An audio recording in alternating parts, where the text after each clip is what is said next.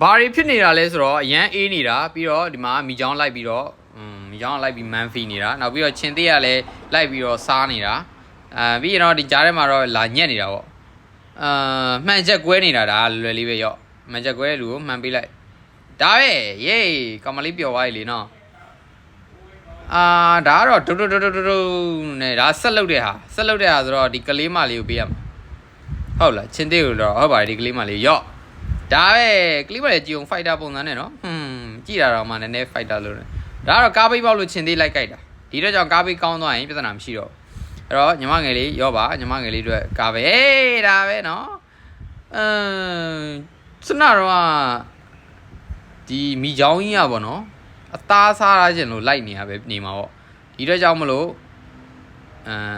ပေးလိုက်မနော်သူပဲရော့โอเคအားလုံးညီငယ်ညီမငယ်တွေပျော်ရွှင်ကြပါစေ